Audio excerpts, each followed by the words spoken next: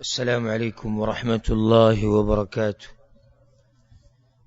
بسم الله الرحمن الرحيم. الحمد لله رب العالمين، والصلاة والسلام على أشرف الأنبياء والمرسلين نبينا محمد وعلى آله وصحبه أجمعين. أما بعد، الإمام بخاري رحمه الله د کتاب الرقاق د وضاحت په سلسله کې د درسونو د مبارکه کړی وه، او په آخرني درس کې موږ باب شروع کړی و، باب صفة الجنة والنار، صفت د جنت او د جهنم، حال د جنت او د جهنم، یا حال د جنتیانو او د جهنميانو. مقصد په دې کې زړه نرمول دي. په دې خبرو سره د هغه انسان چې هغه مؤمن یو زړه ژوندی، نو د هغه زړه پې نرمیږي، او دغه شان چې سړی کله د جنت د نعمتونو په باره کې واوري، نو د هغې دپاره بیا کوشش کوي، او د جهنم د عذابونو په باره کې چې کله واوري، نو بیا کوشش کوي چې د هغې نه ځان وساتي. او د څه سره چې د څومره سوچي، دومره به د هغې خبره کوي، دومره به د هغې دپاره کوشش او محنت کوي. لکه یو دنیا پرست سړی چې ورسره کښېني او پاسې د هغه دغه خبرې چې کورم جوړ کو، کورم واغستو، ځمکه م واغسته، هلته دا چل وشو، دلته دا چل وشو، بیا به دا وکړو، بیا به داسې وکړو، دا د دوی مجالس، ځکه چې سوچ او فکر ټول د هغې سره دی. لکه دا د یو څو ورځو نه چې دا موضوع روانه ده چې پیټرول کته او اوړه کته او غوړي بره شو، او هغه دې خوا شو، دا داسې شو. ولې؟ ځکه چې د خلکو سره د خېټې غم دی، نو څومره چې ورسره غم دی دومره یې خبره کوي. دغه شان چا سره چې څومره د آخرت غمي، دومره دی د آخرت باس کوي، او دومره به دی د آخرت تذکره کوي، او دومره دی د آخرت دپاره محنت او کوشش کوي. دا خلک ټول یو شان نه دي په اعمالو کې او په کارونو کې. او الله په قرآن کې وایي ان سعیکم لشتا، ستاسو ټولو محنتونه جدا جدا دي، د ټولو محنت یو شان نه دی. دا کیدی نشي چې د ټولو محنت د دین دپاره یو شی نه، لکه څنګه چې د ټولو محنت د دنیا دپاره یو شان نه دی، نو د دین دپاره محنت دا هم د ټولو یو شان خو نه دی. او صرف په دې خو کار نه کېږي چې ما کلمه ویلې ده او ګیره مې پرېښودې ده او پنسې د ګیټو نه بره ساتم او بس زه دغه فلاني عالم په شان یم په تقوا کې، یا دغه فلاني دینداره کس په شان یم، بیا دا سوچونه زړه ته راځي، نو دا کمزوري خبره ده. محنتونه یو سړی د آخرت دپاره د دیندارۍ په باب کې دومره محنت کوي، څومره چې دی د دین غم لري، څومره چې دی په دین باندې پوهی. اوس دوه کسان دي، یو جنت د ګټلو کوشش کوي، پیژني، بل جهنم پیژني، نو کوشش کوي د هغې نه د بچ کېدو. دې کېدی نشي چې شي دي د هغه انسان په شان چې هغه سره نه د جنت غم شته نه د جهنم غم شته. تشي دواګانې دي، بس که چرته لاس یې اوچت کړو چې د کله نه کله یا الله جنت نصیب کو، یا الله جهنم نه مو وسات، یا که چرته چا ووایي چې یا الله جنت راکړي، دی به زوره وایي آمین آمین، بس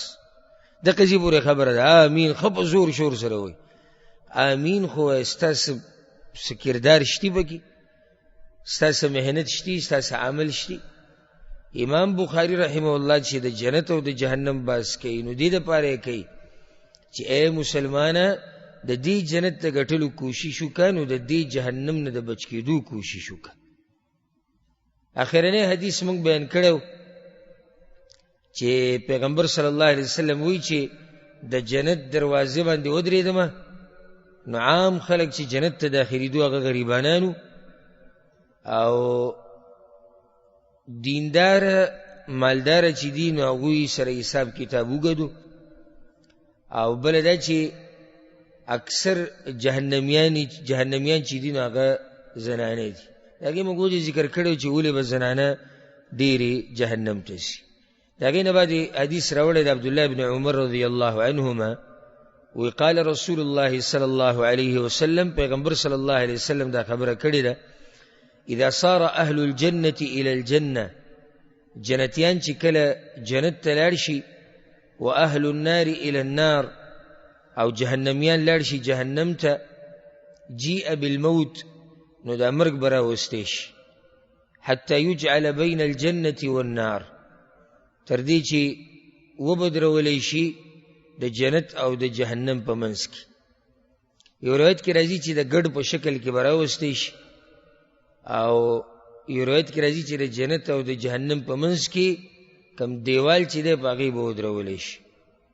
ثم یذبح بیا به حلال کړی شي دا مرګ به ختم شي نو دلته دا فایده ده کوي چې الله سبحانه وتعالی قادر دی په دې باندې چې مرګ له جسم ورکړي او هغه د ګډ په شکل کې راوستی شي او بیا حلال کړی شي ځکه چې دا مرګ هم د الله سبحانه وتعالی مخلوق دی او الله قادر دی چې د خپل مخلوق سره هر څه کوي نو هغه کولی شي نو دا مرګ به راوستی شي د جنت او د جهنم په منځ کې به ودرولی شي بیا به حلال کړی شي ثم ینادي مناد او بیا به یو اواز کوونکی اواز وکړي یا اهل الجنه ای جنتیانو لا موت مرګ نور نشته یا اهل النار ای جهنميانو لا موت دنن بعد مرګ نشته فيزداد اهل الجنه فرحا الى فرحهم پیغمبر صلی الله علیه وسلم وی د جنتیانو خوشحالی به زیات شي سره د خوشحالیانو دا وی یو خو دغه خوشحالی و دا چې جنت ته نه وتی دی الله تی راضي شوی دی نو دا په الله بل لوی خوشحالی راوسته چې مرګوم ختم شو نو دا یره د زړه نه وته چې یره کې دی شي موږ له مرګ راشي او د جنت ته نعمتونه ختم شي ويزداد اهل النار حزنا الى حزنهم او د جهنميانو غم به زیات شي سره د غمونو دا غوي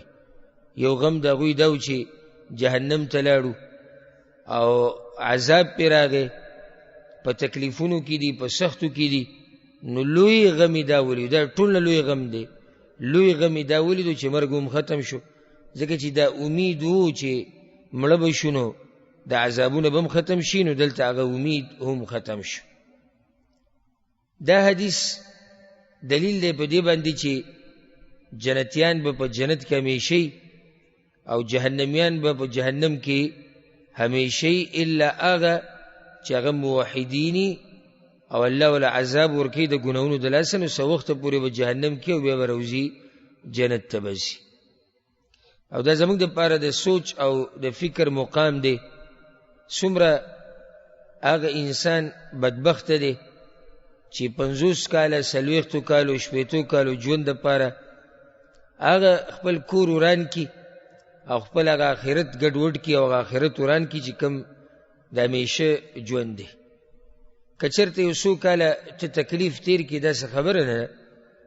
خو دا غټه خبره ده چې همیشه ژوند دې په سختو کې شي او همیشه ژوند دا په عذاب کې شي او په جهنم کې شي موږ سره غم د دې مختصر ژوند ډېر زیات دی چې سبا کو ټکی نه دی دا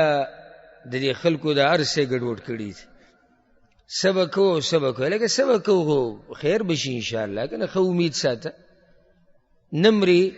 رزق نه به نه پاتې کېږي او ژوند به دې هم ښه ښکلی تېر شي خو ته صبر کوه او غټه خبره د الله بندګي کوه نو ورسره لږ ډېر محنت کوه او هېڅ به هم نه انشاءالله هر څه به برابر شي خو دومره غم موږ راغستی وو چې یو سړی چې هغه واده کړی دی ځوان هلک دی او بچې 2-3 دي د ده سره دومره غم دی چې د سره د پیړو غم دی د پیړو چې را روان نسل به زما څنګه او د هغې نه بعد نسل به څنګه اوسیږي او به کوم ځای کې او خوري به څه او سکي به څه نو دا لویه بدبختي ده چې سړی د یو څو کالو ژوند دپاره د همیشه هغه ژوند چې دغه خراب کړي الله پیغمبر ته وللآخرة خیر لک من الاوله ای پیغمبره د آخرت ستا دپاره غوره دی د دنیا نه د دنیا نه آخرت زموږ دپاره غوره دی او الله سبحانه وتعالی سورة الاعلى کوم دا خبره ذکر کړې ده بل تؤثرون الحیاة الدنیا الله وی تاسو زور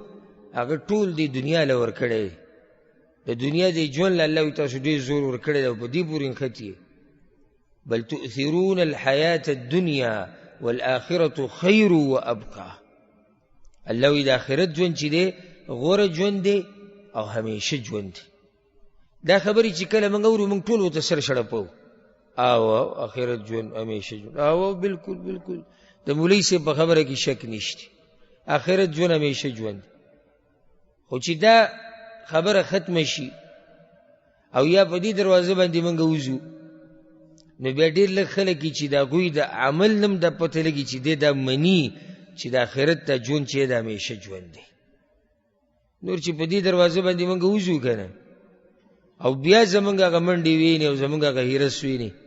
نو ته به حیران شي چې دې سړي خو لږ ساعت مخکې سر دې خبرې ته خوځو چې او آخرت چې دی هغه څه دی هغه د همیشه ژوند دی او د دنیا دا وختي تور دی نو ښکاري خو داسې نه چې لکه ده چې دا خبره کړي او ځکه الله وی لم تقولون ما لا تفعلون ولې وایي هغه خبرې چې عمل پې نه کوئ پکار دا دی چې زما او ستا په عمل او په وینا کې موافقت راشي او عمل دلیل وګرځوه په خپله وینا باندې زه ستا وینا د هغه وخته پورې نه منم چې څو پورې دې په دلیل نه ایښولی او دلیل په وینا باندې څه شی دی هغه عمل دی چې پته خو ولګي که نه چې او ته داسې داسې د تسپو والا او په خوله باندې سبحان الله الحمدلله والا دا به ته ته ډېر زیات میلاو شي د دغو څه کمی نشتي کمی د هغو دی چې د وینا سره عملي دا خلک به ته ته ډېر لږ میلاویږي د وینا سره عمل او تشه وینا دا د هغه وخته پورې پیدا نه درکوي چې دې سره عمل نه وي یعنې تشې ویناګانې منافقان هم د پیغمبر صلی الله علیه وسلم په جومات کې به کولې که نه دي کړي هغوی به مرمانونه د جهاد کول هغوی به مرمانونه د الله په لار کې د مال لګولو کول هغوی به هم سر ړقو د پیغمبر صلی الله علیه وسلم خبرو ته که نه به یې ړقو سر به یې نه خوځو خټېټ بلکې بعض به پکې په هر منځه کې په اول سب کې ناستو منزله به راتلو په اول سب کې به ناستو بیا هم تباه و برباد شو نو که صرف ستا دا خبرم دقه جبې په دې سري نو دا فایده نه ورکوي چې څو پورې په دې دلیل نه ایښولی او دلیل هغه عمل دی د هغې نه بعد حدیث راوړی د ابو سعید الخدري رضی الله عنه پیغمبر صلی الله علیه وسلم وی ان الله تبارک وتعالى یقول لأهل الجنة الله به جنتیانو ته دا خبره کوي جنت هغه ځای دی هغه نعمت دی چې پیغمبر صلی الله علیه وسلم بل حدیث کوي چې الا ان سلعة الله غالیه الله سره چې کوم سامان د خرڅ دی هغه ډېر ګران دی ځکه چې هغه جنت دی دا جنت دا په تش امیدونو باندې نه میلاوي او دا جنت نه تش په دواګانو میلاوي او دا نه تش په خبرو باندې میلاوي د دې دپاره نیکانو خلکو قربانیانې ورکړي دي د دې دپاره خپل خواهشات د خپلو خپو لاندې ایښودي دي په هغه خواهشاتو باندې ختلي دي نو جنت ته تیر شوي او که ته دا وې او زه دا ویم چې موږ به کوو هغه څه چې زموږ خواهشات یې غواړي کوو به هغه څه چې زموږ بچي غواړي کوو به هغه څه چې سره نه ښځه غواړي کوو به هغه څه چې سره نه مخلوق غواړي او غواړم جنت نو دا نشي کېدی څو پورې چې تا خپل شهوت او خواهشات تی د خپل اندینی راوستی کنه دا هغه وخت پورې ته جنت ته تیرېدی نشي بلکې پیغمبر صلی الله علیه وسلم وی تاسو کې یو سړی دا هغه وخت پورې مؤمن نشي جوړېدی تر څو پورې چې خپل خواهشات د هغه دین تابع کړي نه کوم دین چې ما راوړی د هر څه به د دین تابع کې ستا زړه به ډېر څه غواړي خو ته به دې زړه ته دا وایې چې نه ته به دې خواهشاتو دا وایې چې نه ته به ملګرو ته وایې نه ته به بچو ته وایې نه ته به ښځو ته وایې نه ته به یارانو دوستانو ته وایې نه هله به ته د جنت په لار روان شي او که ته دا وایې چې زه به کوم هغه څه چې څه خواهشات راته وي او خواهشات او شهوت را نه څه غواړي نو بیا ته نشي کامیابېدی دا خو واضحه خبره ده الله سبحانه وتعالی په سورة النازعات کې د جنتیانو خبره کړې ده واما من خاف مقام ربه ونهى النفس عن الهوى او څوک چې یریږي الله ته د ودرېدو مخې ته د دې خبرې نه یریږي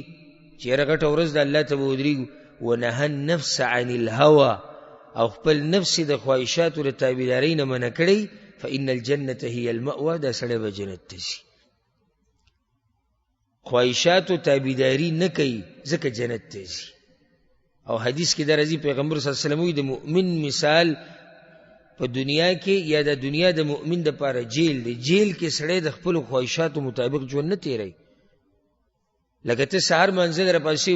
مؤذن دی واورېد هغه وایي حي علی الصلاة الصلاة خیر من النوم او ته وایې چې خواهشات دا واضح خبره ده چې دا کمبل په ځان باندې راواچوه خوب سله خرابې دې ټیم کې به دا خواهشات دا به د خپې لاندې راولي مال چې ته الله په لار کې لګې نو لازم به تا ته شیطان ستا نفس خواهشات دا وایي چې دا مال ته ولګې نو ته به کیسه پر روان ژوند کې نو هغه روپۍ دوه هغه به په تا باندې بند کړي دا خبرې به د خپې لاندې راولي کېدای شي نفس تا ته دا وایي خواهشات تا ته دا وایي چې ته ځوان هلکې ښه ښایسته هلکې نو ته هغه پلانې جنۍ سره لینډ ولې نه جوړی نو ته هغه پلانې کار ولې نه کوې نو ته مارکیټ ته ولې نه وځې نو ته بازار ته نور هلکانو په شان ولې نه ځې تا له سی چل دی ځوانۍ کې دې ځان بوډا کړی دی په ځوانۍ کې دې ګیره پرېښودې ده ځوانۍ کې دې ځان نه بابا جوړ کړی دی دا ټولې خبرې به د خپې لاندې راولي نو هله به جنت ته ځي نفس تا ته سیګرټ نسوار نشه دا ښایسته کوي خو ته به پرېږدې نفس تا ته دا وایي او دې ته غوږ کوله وکړه نفس تا ته دا وایي چې په دې فیسبوک کې په دې واټساپ کې په دې ټیک ټاک کې په دې یوټیوب کې خیر دې د جنکو تصویران ګوره خیر دې فلمونه ګوره هسې خو دې هم څوک کینې نه بیا یې ډیلیټ کا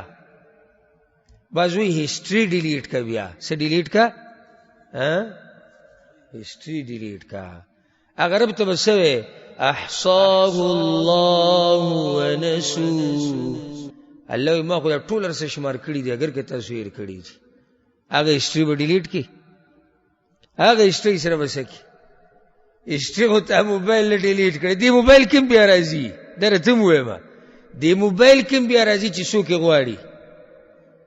تکړه کسي بیا راړولی شي یا حکومت په چا باندې شکي نو د کلونو ریکارډ وله راوباسي همدقه موبایل کې وله راوباسي نو چې دا د حکومت زور دی او دا د تکړه سړي زور دی او دا د ټکنالوژۍ زور دی عرش والا رب سره چې کوم ریکارډ پروت دی هغه به څنګه ختموي ختمېږي په څه باندې هغه ریکارډ وتوبوا إلى الله جميعا أيها المؤمنون چې موږ ټول توبه وباسو الله ته واپس شو دغه ریکارډ الله په خپله ختموي او دومره مهربانه باچا دی چې دا دله بیا چاته بیانیم نو څو ځایونو کې هغه حدیثونه بیان شوي چې الله دې مؤمن ته صرف شماره کړي دا خبره تېر شوي درس نه کسې مخکې موږ دا خبره کړې وم دې کتاب کې چې د مؤمن سره حساب کتاب څنګه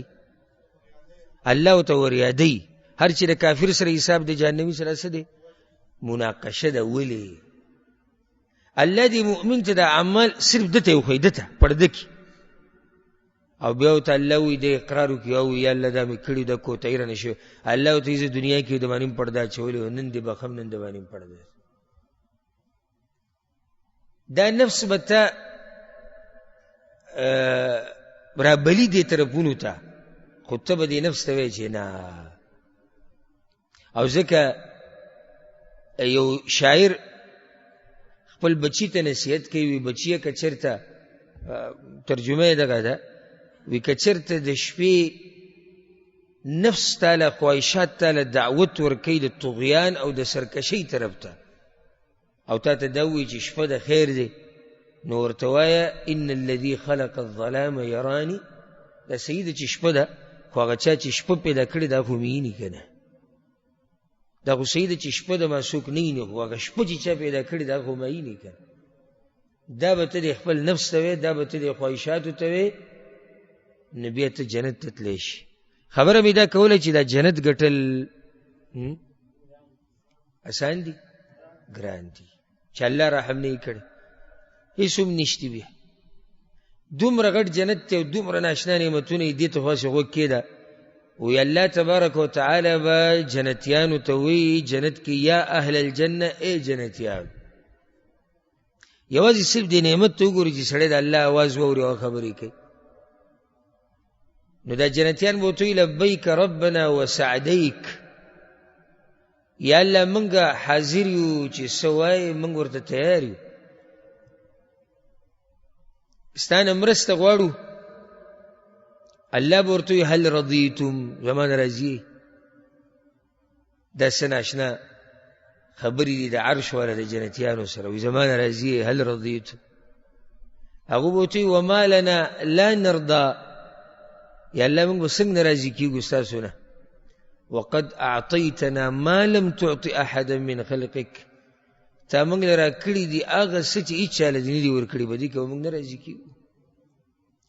نورو روایتونو کې راځي الله تا خو زمونږ مخ سپین کړی دی، موږ له دې عزت را کړی دی، موږ دې جنت ته راوستو، موږ دې د جهنم نه بچ کړو، دې دومره اوچت ځي ته دې راورسولو، موږ به نه راضي کېږو تا نه. الله به ورته وایي انا اعطیکم افضل من ذلک، صبر، دا څه چې مې دله درکړي د دې نه دله غوره څه درکومه. یعنې دا کم نعمتونه چې اوسه پورې تاسو سره دي د دې نه دله اوچت نعمت در کوم، د ټولو نه اوچت نعمت. هغوی به ورته وایي یا رب، ای ربه و ای شیء افضل من ذلک، نو د دې نه ولې بل ښه نعمت شته څه؟ د جنت د دې شته نعمتونو نه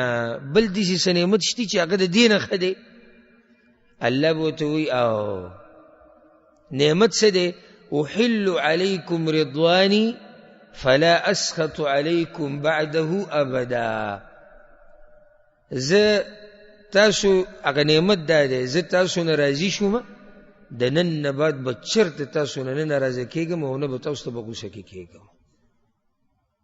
دا اوچت نعمت دی د جنتیانو. زه تاسو نه د همیشه دپاره راضي شوم او چېرته به زه تاسو نه د دې ورځې نه بعد چېرته زه تاسو نه ناراضه شم، نه به تاسو ته غوسه شم، همیشه همیشه دپاره راضي.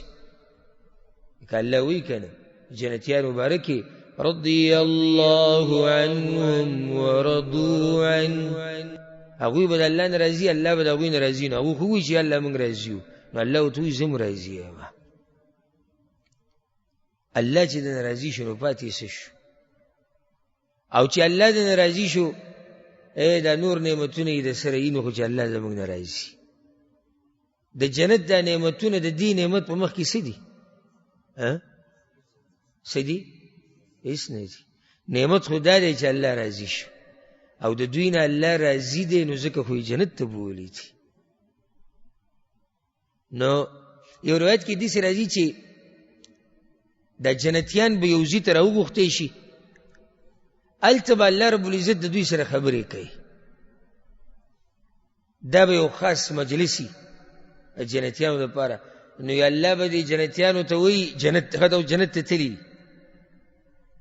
چې پلانې ورځ چې تاسو دا کار کړی او هغه پلانې کار هم کړی او پلانې، دوی به وویرېږي چې دا خو را سره الله بیا حساب شروع کړو. نو دا جنتیان به وایي یا الله تا ولې موږ بخلي نه یو، تا موږ بخلي نه یو. الله ورته وایي غم مه کوئ چې ما بخلی نه وی او زه د ناراضي نه ویم، ما دلته راوستی یم نه، خو دا مې بخلی، دې داسې مې راوستی چې تاسو مې بخلي یئ او تاسو ناراضي یم، نو ځکه خو دلته راغلي یئ. حالات د دنیا چې الله را یادوي جنتیانو ته، دا د دې دپاره چې د دې نعمت احساس ورته وشي. د نعمت احساس سړي ته هله کېږي چې کله سړی تېر شوی وخت را یادوي. دنیا کې هم داسې چې کله سړی دا درون او اصیل سړی چې کله مالدار شي او الله وله یو نعمت ورکي، نو دنه خپل هغه وخت نه هېرېږي، نو هغه وخت په وخت را یادوي. نو د هغې سره د دې شته نعمت قدر یې زړه کې پیدا شي. بل دا چې بیا چا ته په سپک نظر هم نه ګوري. هر چې کم اصل سړی نو دی د مال او د غربت سره بدلیږي را بدلیږي. که مالداری د خو یو شانی چې غریبی بل شانی، درون سړی که مالداری که غریبی د خو یو شانی. دی په مالداری کم درونی، نو دی په غریبی کم درونی. نو دا حالات دې دپاره چې نعمت احساس وشي. او بیا جنتیان چې بخپل منځ کې باس کوي، حدیث کې راځي که نه، پیغمبر صلی الله علیه وسلم وی یو بل ته به وی پلاني هغه یاد دي دغه ورځ هغه موږ چې به روان وو هغه پلاني عبادت له و هغه دا چې موږ کوله هغه داسې موږ کړي وو هغه څومره لویه سخته وه هغه څه ګوره هغه یاد دي راته هغه هغه به ورته یاد. دا حالت الله د دوی نه هېروي چې د دې نعمت قدر ورته محسوسېږي. که چېرته زموږ د ذهن نه په جنت کې د دنیا دا حالات ووتو نو دوه خبرې دي بیا، یو خو د دې نعمت قدر به وخت په وخت نه محسوسېږي، نو دویم مزه هله کوي چې تا ته دنیا یاد یې او ته به جنت کې که نه. مزه کله کوي چې تا ته دنیا یاد یې او ته په جنت کې ناستې، دا مزه ډېره کوي. او چې دنیا د نه یېرې هغه مزه به بیا نه وي. لکه اوس که چېرته الله موږ جنت کې یو ځای کړو، امید دی د الله نه الله دې وکړي، او هلته موږ هسې دا باس کوو چې یاره موږ چې به هغه د جنت او د جهنم هغه باس کوو هغه جنت دا دی، او بیا د الله د طرف نه اعلان وشي چې زه تاسو نه راضي یم او موږ ته یو بل ته وایي چې وګوره موږ چې هغه حدیث وي هغه دا دی، هغه صحیح بخاري کې چې هغه حدیث راغلی امام بخاري راوړ هغه دا دی. څه مزه به کوي دغه نعمت، څومره خون به کوي چې سړي ته هغه د دنیا هغه حالات یادي او دی په جنت کې بیا هغه را یادوي. نو ځکه قرآن کې هم دا خبره شته، حدیث کې هم شته چې دا جنتیان به وخت په وخت د الله پاکي بیانوي او د الله حمد به وایي. دا ولې وایي؟ ځکه چې هلته دنیا به ورته رایادېږي نو شکرونه به ادا کوي. د هغې نه بعد حدیث راوړی دی د انس بن مالک رضی الله عنه حدیث ته وایي اصیب حارثه یوم بدر وهو غلام. حارثه ابن سراقه رضی الله عنه دا یو ځوان هلک او ځوانان هم دغه ځوانانو. زه د ډېر ادب او احترام سره دا خبره کوم، خو د نن سبا د اکثر ځوانان چې زه وینم نو دا زړه مې نه خوشحالېږي چې دا ځوانان دي که نه. څه تمه دې سړی ساتلی شي د دین دپاره؟ سړی وایي یا الله چې خپل ځان وساتي دا به غټه خبره دی به له د دین څه ساتنه وکړي. دا ځوانو او زمونږ ځوانان بلکې دا راته ووایم دا نصیحت دغه دیندارو ځوانانو ته دی، د دیندارو ځوانانو کې هم ګوره نن سبا سستي راغلی ده. دا چې دینداره ځان ته وایي او دینداره یي څه نه څه دوی هم ویې بنې پکې ډېر چې دی نه په شا روان شي، څه وخته پورې ګرمي جذبې ډېرې بس به شاته بیا پته هم نه لګي. او اکثر پکې لا داسې وشي دا ناشنا خبره ده لکه دا دینداره راولګي بل سړی د دین طرف ته راولي، هغه بل چې د دین طرف ته راولي هغه په دین باندې مضبوط پاتې شي، هغه چا چې راوستلی هغه ته شاته شي. دا ډېر عجیبه وي بیا او دا معمولي خبره نه ده. ځکه پیغمبر صلی الله علیه وسلم به دا دعا وغوښته یا مقلب القلوب ثبت قلبي علی دینک. په دین باندې مضبوط پاتې کېدل دا ګران کار دی او لږ وخت دپاره دینداري کول دا آسان کار دی. خو چې ستا لکه اوس تاسو چې دلته ناست یې که نه د کوم کیفیت چې ستاسو چې دا کیفیت ستاسو وي که نه بهر بازار کې بچو سره تجارت کې دا ګران کار دی. لږ سات له دلته دا کیفیت جوړول دا په نسبت د هغې څه دی ګران دی آسان دی. نو ځوانانو له پکار دی چې د دې صحابه کرامو د سیرت وګوري دا اکثر ځوانانو دا حارثه ابن سراقه رضی الله عنه دم ځوان هلک ځوان او مور یې بوډۍ او دقه یو زوی ته ډډه لګولې وه او سوچ وکړئ چې بوډۍ مور یو زوی او زوی تنکې ځوان څومره امیدونه د دې مور د دې خپل زوی سره تړلی شي. اعلان د دې وشو چې پیغمبر صلی الله علیه وسلم روان دی، قافله د ابو سفیان راځي هغه به ودرئ دی ورسره پکې ووتو. نوې تنکې ځوان او څه جذبه وه د هغوی څه دینداري وه د هغوی چې دی کله ووتو نو روایت کې راځي چې دلته خو دا تفصیل نشتی خو بل روایت کې داسې راځي چې اصابه سهم غرب دی دغه بدر کوم ځای کې چې د مسلمانانو پړاو اچولو که نه بدر د غزا جنګ نه مخکې کوم ځای کې چې پړاو اچولو او کوم ځای کې دمه کول او کوم ځای کې اوبه راګیرې کړې همدغه ځای کې یو ناشنا طرف نه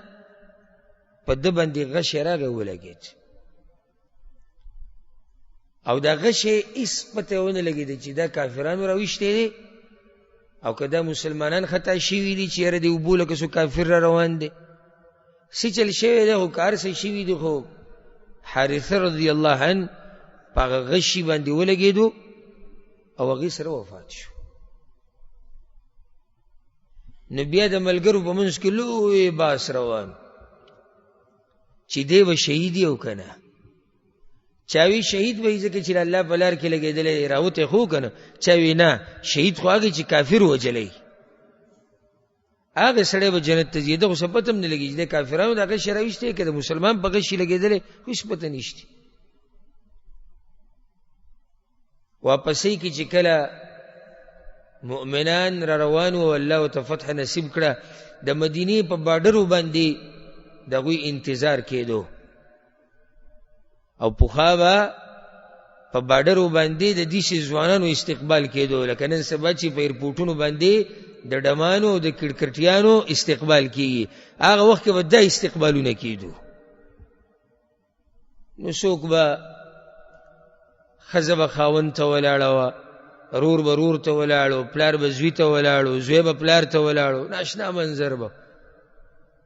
نو د ده دا بوډۍ مور هم ولاړه وه هغه زوی ته چې هغه به واپس راځي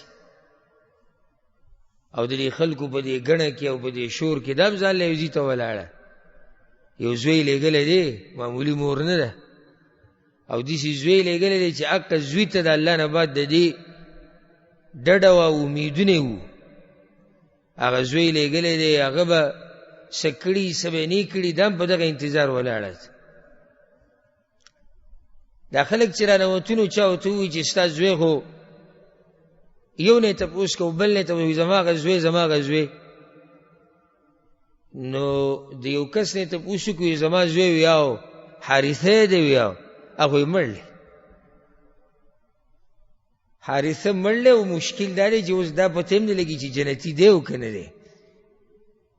ځکه چې هغه داسې نه دی مړ جنګ کې نه دی مړ هغه یو غشي باندې لګېدلی مړ شوی دی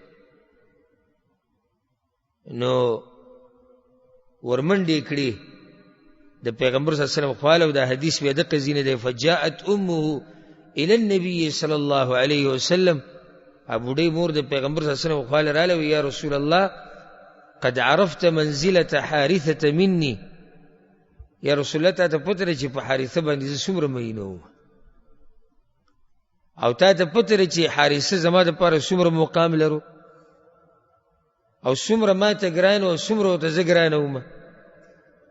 زما ځوان زوی زما د زړه میوه وه یا رسول الله فإن یک فی الجنة اصبر واحتسب که جنت ته تللی نو خو جو صبر کوم او د الله نه به اجر غواړم دغې دپاره مې لېږلی و وإن تکن الأخرى او که هغه بله خبره وي ګوره جهنم د دوی دومره بدې شي چې نوم یې منالي او بل د زوی په باره کې جهنم ټکی نه شي ویلی وإن تکن الأخرى او که هغه بله خبره وي ترى ما اصنع نو ته به وینې زه داسې ماتم وکړم چې خلک یې نندارو له راشي ځکه چې ځوان زوی و هغه هم لاړ جهنم ته یو هغه زوی ته زه ناسته وم د هغه نه مې امیدونه و هغه هم جهنم ته لاړ داسې ماتم وکړم چې دا خلک یې ننداره وکړي بیا خو ماتم په کار دی چې یو زوی ولېږو دومره سخته یې تېره کړه او هغه زوی لاړ چېرته جهنم ته نو دا خو بیا لویه غټه خبره ده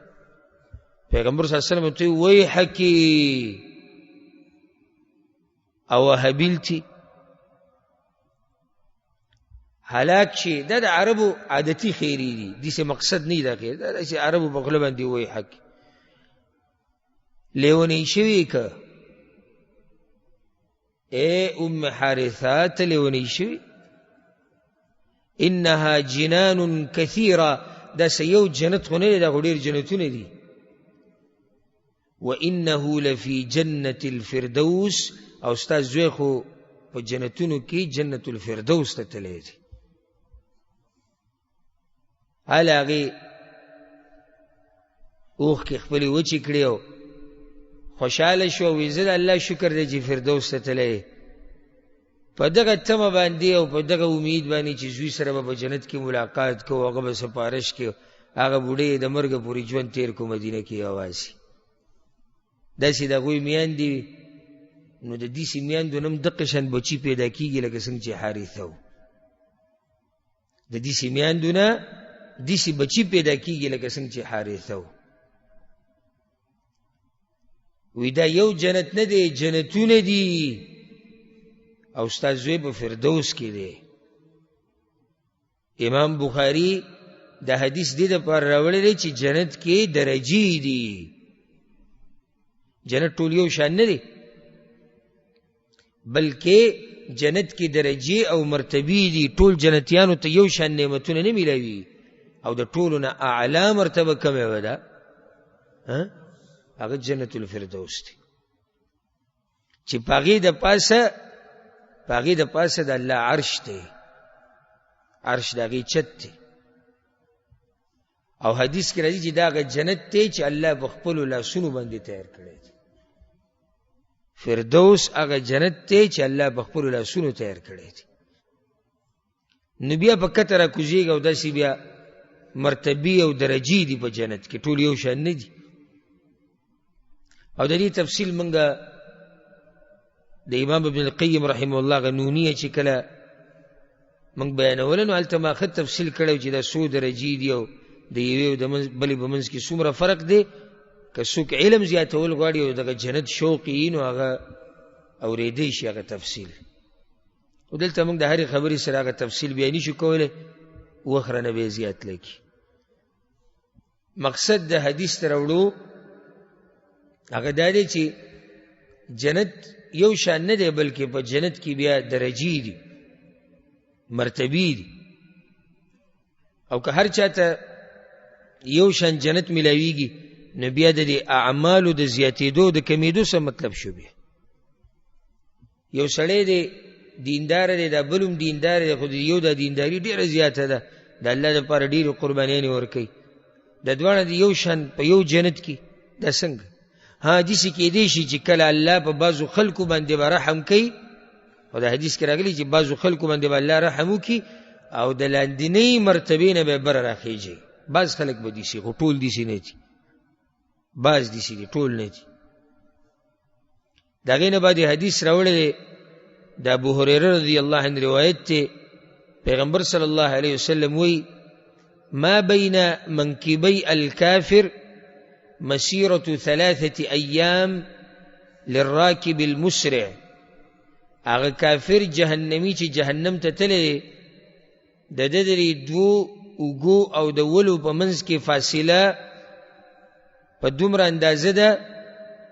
لکه په اس باندې سور انسان چې خط تیز رواني په 3 ورځو کې چې څومره مزل کوي نو دومره فاصله ده د 2 ولو په منځ کې د جهنمي د 2 ولو او د 2 اوږو په منځ کې دومره فاصله ده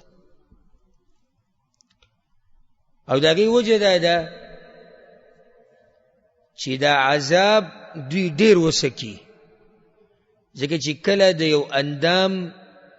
حجم هغه معمولي وړوکی د هغې سیز وړوکی لکه اوس د ګوتې دا سر شو نو د ګوتې دا سر چې وړوکی او دا وسوځي خو معمولي ځای وسوځېدو خو چې څومره د ګوتې دا سر غټي او د ګوتې دا سر وسوځي نو دومره تکلیف څه دی تکلیف ډېر دی لکه داسې مثال والا یو سړی د بدن نه دنګ دی غټ دی لاسونه یې سم اوږده اوږده دي هغه بل چیت دی لاسونه یې واړه واړه دي او د دوی لاسونه په اور کې وسوځي، تکلیف به چاته ډېري؟ دا لاسونه چې اوږده دي دته به تکلیف ډېري که نه؟ ولې؟ ډېر وسوځېدو، هغه ډېر وسوځېدو، زه ډېرو د سوځېدو دپاره.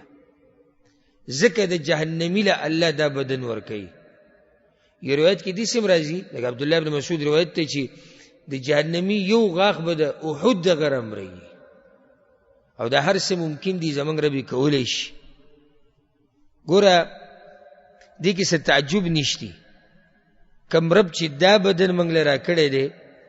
او په دې اندازې جوړ کړی دی، اقا رب دا بدن بې اندازې کولی هم شي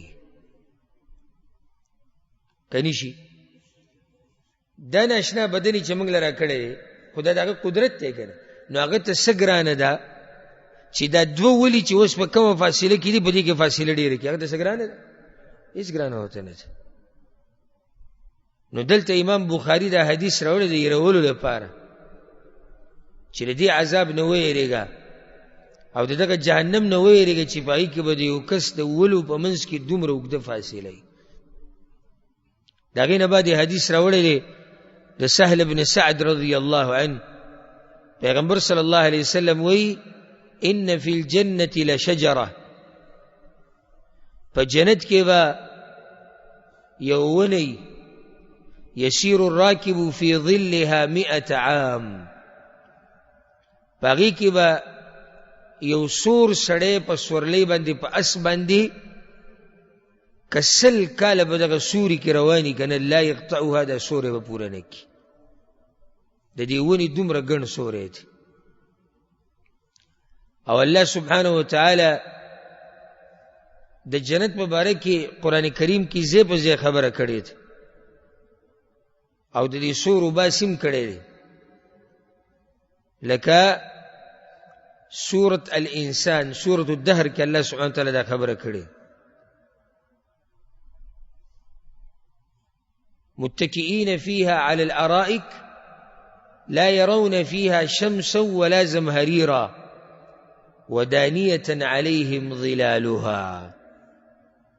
وذللت قطوفها تذليلا. الله وی دې ونو دا سورې به ما په هغوی باندې رانږدې کړی او په دې سورو کې به ناستي او څه ناشنا مزه به کوي دغه جنت چې د ونو په سورو کې سړی په تخت باندې په دنګو دنګو پالنګونو باندې ناستي چې دغه پالنګونو کې چې کم بالښتونه دي هغې ته چې کم مخ اچولی شوی دی، کومه کپړه هغه د ریخمو نه جوړی او ناس پې دا مؤمنان داسې چې یو بل ته مخامخي او دا د الله دا دیدنونه او د الله سره خبرې او د نیکانو سره ملاقاتونه او دا خوراکونه او دا مزې او دا چرچې څه مزه به کوي. ځکه الله وایي وَإِذَا رَأَيْتَ ثَمَّ رَأَيْتَ نَعِيمًا وَمُلْكًا كَبِيرًا. الله دې سورة الدهر کې سورة الانسان کې د جنت اوصاف ذکر کړي، سزي پوری ذکر کړي دي. بیا وایي پیغمبر وایي کاغذې دې ولیدو یو لویه باچایي به وینې وایي. مختصر دا کاغذې دې ولیدو یو لویه باچایي د الله وایي رأیت نعیما وملکا کبیرا. دغه به ناشنا باچایي چې الله به ورکوي جنتیانو ته. و سوچ کوو دې ونې ته چې د یوې ونې سوری دومره دی چې یو شهسوار 100 کاله مزل وکړي نو دغه سوری نشي پوره کولی. نو سوچ وکړه چې دا ونه به څومره وي. بیا سوچ وکړه چې دې کې چې هغه کمې میوې دي هغه به څنګه وي. او ځکه یو روایت کې راځي الله اکبر وی کله چې سیلی راشي او د جنت ته ونو دا څانګې وخوځوي او هغې سره د پاڼې وخوځېږي او دا څانګې و یو ناشنا اواز به ترې راوځي چې دا جنتیان به سم داسې په مزه کې واچوي.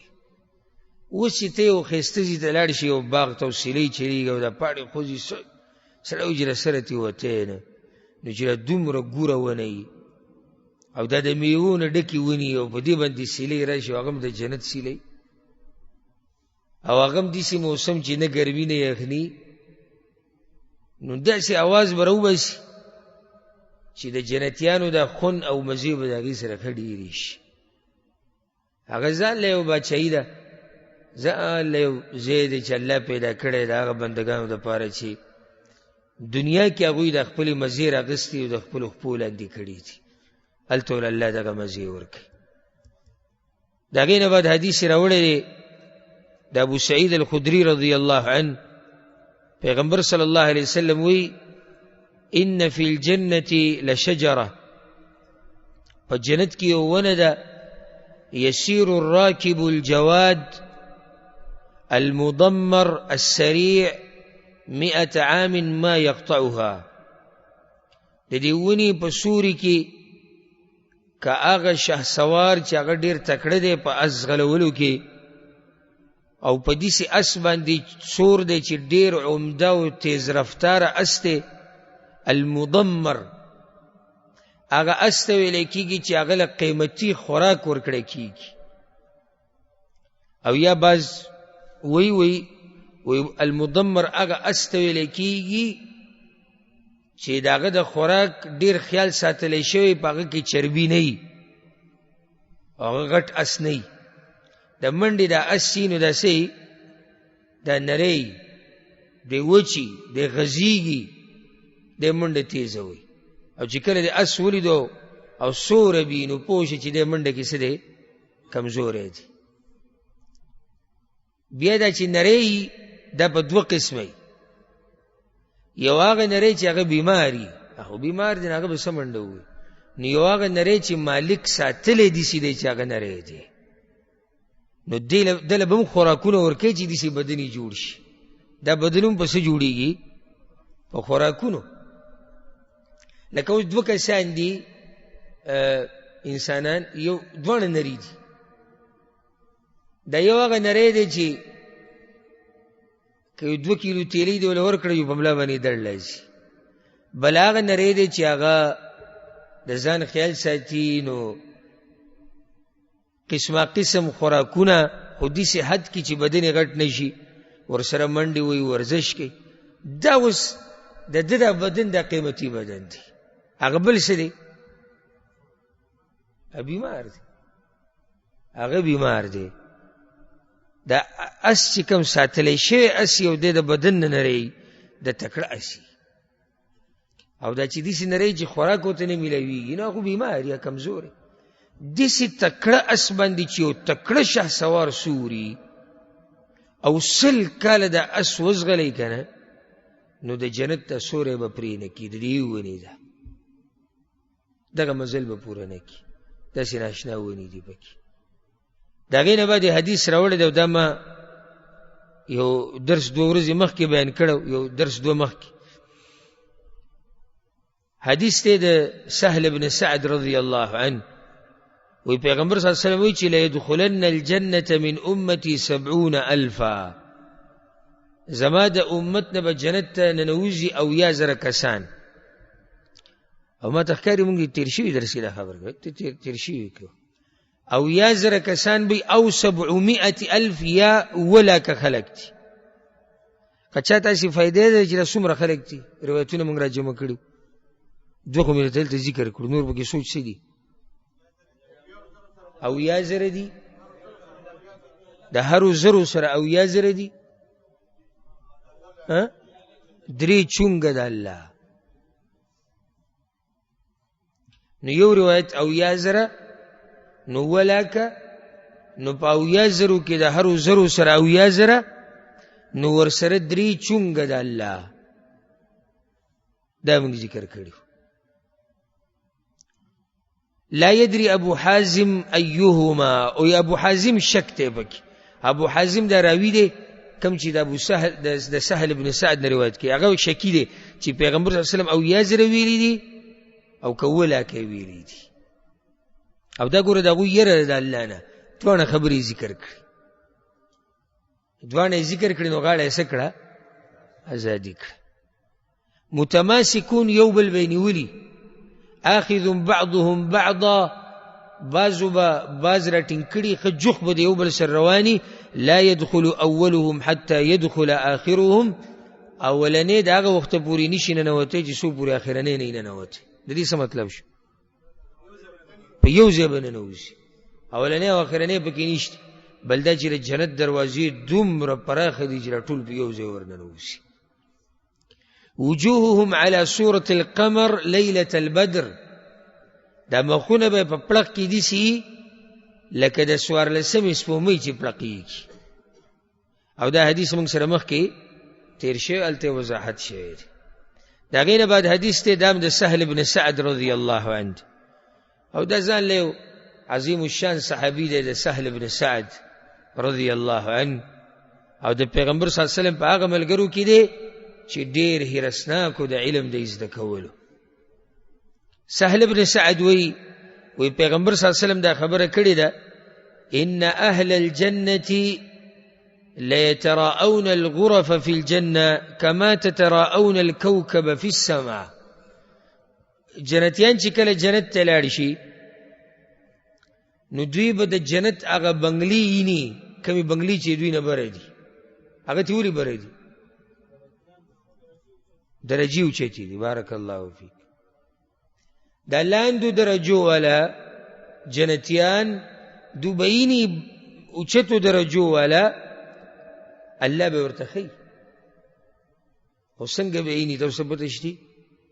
لکه څنګه چې تاسو ستوري په اسمان کې یینئ، دومره به ترې اوچتي، داسې معمولي هغه ستوری ښکاري. فرق دی. الله چا سره ظلم نه کوي چې جنتیان دي ټول یو شان شي، نه، نه د ټولو قرباني یو شان ده، نه د ټولو دینداري یو شان ده، نه د ټولو ایمان یو شان. او ځکه هغه صحابي واقعه به تاسو ته یادي چې د پیغمبر صلی الله علیه وسلم خوا کې ناست و، اجازه یې وغوښتله د تلو، چې لاړ بیا راغی. نو چې راغی نو بیا اجازه وغوښته، نو لاړ، نو بیا راغی. نو پیغمبر صلی الله علیه وسلم ورته پلاني وي دا څه قیسه دي شروع کړې ده؟ وی یا رسول الله یو خبرې غم راغستی وه، هغه دا چې تاسو خو جنت ته ځئ، دا خو یقیني خبره ده، او ستاسو په جنت کې اعلی ترین مقام دی، دم یقیني خبره ده. خو ما سره د خپل ځان غم دی، کبل پر زه جنت ته لاړ شم نو موږ او تاسو کې خو به ډېر لوی فرق وي، نو تا به هلته ینم بیا. دا مؤمنان دي، څه ناشنا دوی د پیغمبر صلی الله علیه وسلم په صورت او په سیرت باندې مین دي. هغه جنت کې بیا زه تعینم، ځکه چې ستا مرتبه به کوم ځای کې او زموږ مرتبه به کوم ځای کې. نو پیغمبر صلی الله علیه وسلم هغه ته دا خبر وکړه چې څوک د چا سره محبت کوي هغه به هغه سره په جنت کې یوځي. او هغه آیت هغه بیان کړی شو چې څوک چې الله او د الله د پیغمبر اطاعت وکړي فاولئک مع الذین انعم الله علیهم من النبیین والصدیقین والشهداء والصالحین. څوک چې الله او د الله د پیغمبر ومني دوی به د پیغمبرانو سره یو ځای کوي الله. نو پیغمبر ولې تسلی ورکړه چې او ته ما په جنت کې یې. نو دا کوزو مرتبه والا اوچتو مرتبه والا به څنګه یې لکه ستوري په اسمان کې، دومره لرې فاصله وي. د هغې نه بعد حدیث راوړی دی، یا دقه شان روایت دی، په هغې کې دا دی چې ابو سعید الخدري رضی الله عنه د روایت راوړی، په هغې کې ورسره زیادت دی. هغه دا دی کما تراؤون الكوكب الغارب في الافق الشرقي والغربي، په هغې کې ورسره دا زیادت دی. پیغمبر صلی الله علیه وسلم تاسو به د دغه اوچتو مرتبو والا جنتیانو بنگلې او کورونه او د اوسېدو ځایونه داسې اینئ لکه تاسو چې ډوبېدونکې ستوری اینئ د اسمان په مشرقي غاړه کې یا په مغربي غاړه کې، مغرب طرف ته یا مشرق طرف ته د اسمان په کناره او په غاړه چې تاسو کم ستوری یې هغه لرې چې ډوبېږي دغه شان به د دوی د ځایونه تاسو ته ښکاري. د هغې نه بعد حدیث راوړی انس بن مالک رضی الله عنه روایت دی، پیغمبر صلی الله علیه وسلم یقول الله تعالی لأهون اهل النار عذابا یوم القیامه، د قیامت په ورځ به الله هغه جهنمی ته دا خبره کوي چې د هغه په جهنم کې د ټولو نه کم عذاب دی. لو ان لك ما في الارض من شيء اكنت تفتدي به، الله به ورته وایي که چرته دنیاوي څه شی اوس تا سره وی، دنیا کې چې څه دي که چرته دا وسوې تا به قربان کړی وی، ځان به د جهنم نه بچ کړی وی. فیقول نعم، هغوی او یا الله ولې مې نه قربانو. داسې حدیث مې اورېدلی نه چې دې ورځو کې، او دلته 2 درسه که 100 درسه مخکې بیان شي. ته به قربان کې وي، او یا الله ولې نه قربانومه، وی اردت منك اهون من هذا، تا نه ما دنیا قربانول نه غوښتلي. الله وی غټه خبره مې دنه نه غوښتلي، وړه خبره مې دنه غوښتلي. وانت فی صلب آدم، او تلا د آدم علیه السلام په ملا کې وي. الا تشرک بی شیئا، چې ما سره به څه شی نه شریک کې. فابیت الا ان تشرک بی، خو تا نه منله ته حق شرک ما سره وکړو.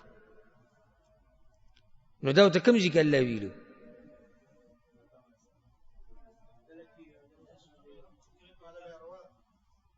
عالم ارواح کې څنګه و؟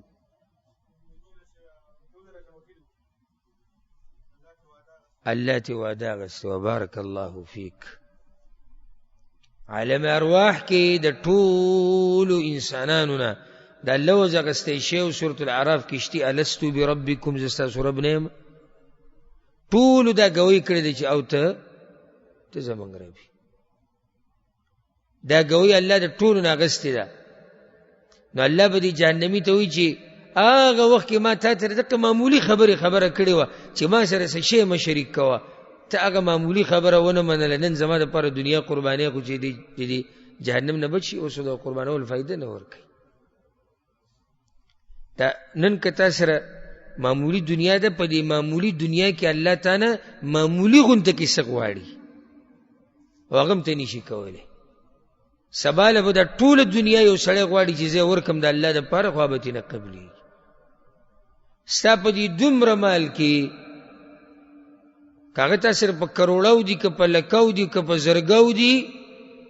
رب العالمین د 10/4 برخه یادوي. دې ته اوس غوږ کېده. مال ټول د چا دی؟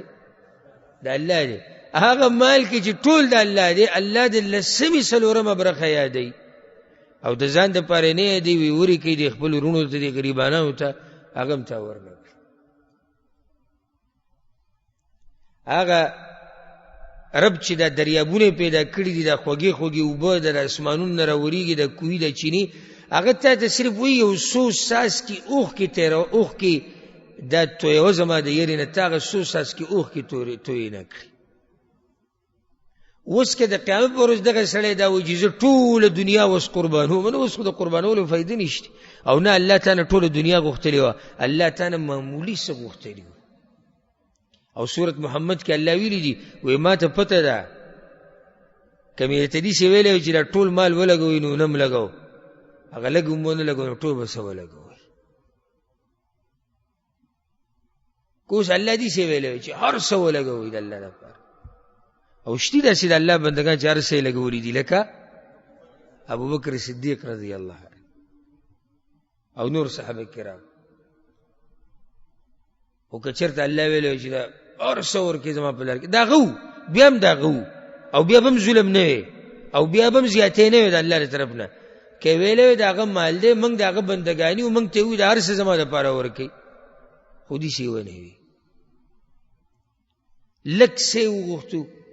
هغه هم زمونږ د فایدې دپاره وغوښتو، په هغې کې موږ بخل وکړو، نو که اوس جهنم کې سړی چې د هر څه لګومه بیا فایده نه ورکوي. نن ستا لږ عبادت چې دی د تعالی لویه فایده در کولی شي. د قیامت په ورځ که ته د هر څه قربان کړي که نه تعالی فایده نه درکوي. د هغې نه بعد حدیث راوړی دی، دا به آخرنی حدیث ووایو. د جابر رضی الله عنه روایت دی، پیغمبر صلی الله علیه وسلم یخرج من النار بالشفاعه كانهم الثعارير. پیغمبر صلی الله علیه وسلم چې قیامت پر ورځ به په سفارش سره، سفارش به څوک کوي؟ پیغمبران، نیکان، علماء،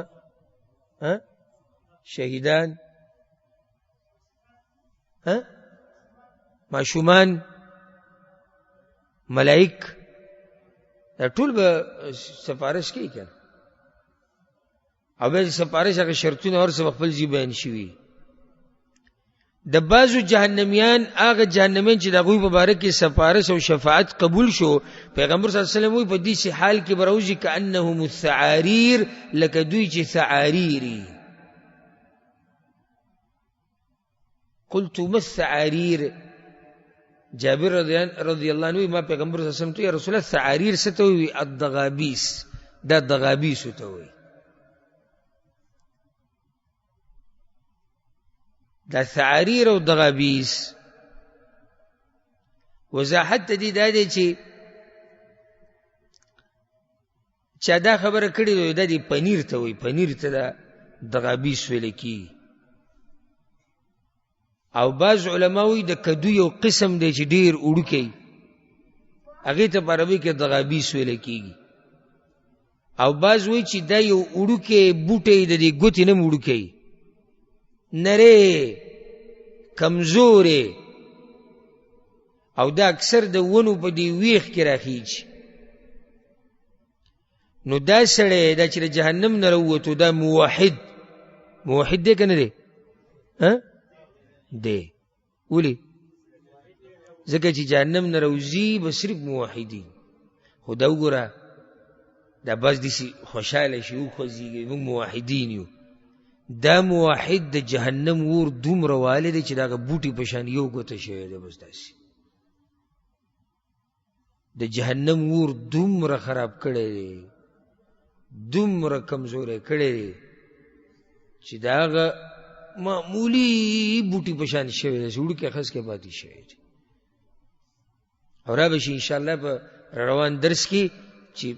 سکاره به جوړ شوي بیا څنګه هلته سکاره وي دلته دا وي، دا به هلته به جواب درک. وکان قد سقط فمه، او د هغه غاښونه ولیدلي و د راوي. نو ځکه بعضو روایتونو کې راځي الشعاریر،